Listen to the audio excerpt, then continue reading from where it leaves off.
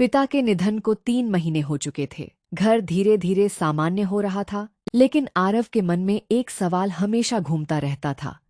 क्या पापा अपने साथ कोई राज लेकर चले गए? एक दिन वह उनकी पुरानी अलमारी साफ कर रहा था, तभी उसे अंदर एक छिपा हुआ खाना दिखाई दिया। उसने लकड़ी की पट्टी हटाई तो अंदर 3 चाबियां रखी थीं। पहली घर की थी, दूसरी दुकान की, लेकिन तीसरी चाबी अलग थी, पुरानी, भारी और बिना किसी निशान की। आरव उसे लेकर माँ के पास गया। जैसे ही माँ की नजर उस चाबी पर पड़ी, उनके चेहरे का रंग उड़ गया। ये कहाँ मिली? उन्होंने घबराकर पूछा। पापा की अलमारी में। माँ कुछ पल चुप रहीं, फिर बोलीं, इस चाबी के बारे में कभी मत पूछना। इतना कहकर वे वहां से चली गईं। लेकिन अब आरव की जिज्ञासा और बढ़ चुकी थी। अगले दिन उसे पापा की पुरानी डायरी मिली। डायरी के आखिरी पन्ने पर सिर्फ एक लाइन लिखी थी, अगर सच जानना चाहते हो तो पुराने रेलवे क्वार्टर में जाना। आरव अगले ही दिन वहां पहुंच गया। कई बंद कमरों के बीच एक ऐसा कमरा था जिस पर बड़ा सा ताला लगा था। उसने कांपते हाथों से तीसरी चाबी निकाली। चाबी ताले में लगी और ताला खुल गया। कमरे के अंदर वर्षों की धूल जमी हुई थी। दीवार पर टंगी कुछ तस्वीरों ने उसका ध्यान खींचा।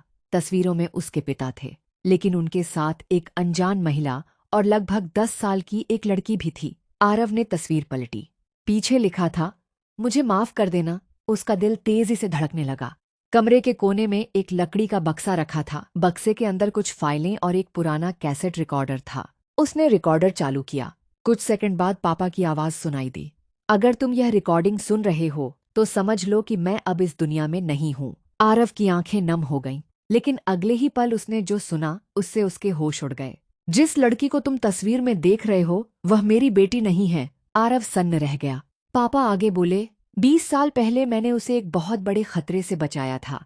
कुछ लोग आज भी उसे ढूंढ रहे हैं। अब आरव के मन में सवालों का तूफान उठ चुका था। आखिर वह लड़की कौन थी और उसे किससे खतरा था?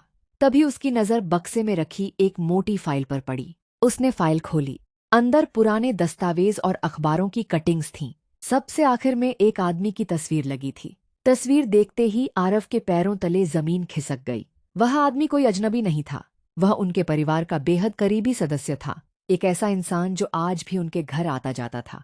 तभी बाहर किसी के कदमों की आवाज सुनाई दी। धीरे धीरे वह आवाज दरवाजे के पास आकर रुक गई। फिर अचानक थक थक थक दरवाजे पर दस्तक हुई। आरव का गला सूख गया। उसी समय रिकॉर्डर अपने आप फिर से चालू हो गया और पापा की आवाज सुनाई दी, अगर दरवाजे पर कोई आए तो भूलकर भी मत खोलना। लेकिन तभी बाहर से एक आवाज आई, आरव, मुझे पता है तुम अंदर हो। यह सुनते ही उसका दिल बैठ गया, क्योंकि यह आवाज उसी आदमी की थी जिसकी तस्वीर अभी अभी उसने फाइल में देखी थी।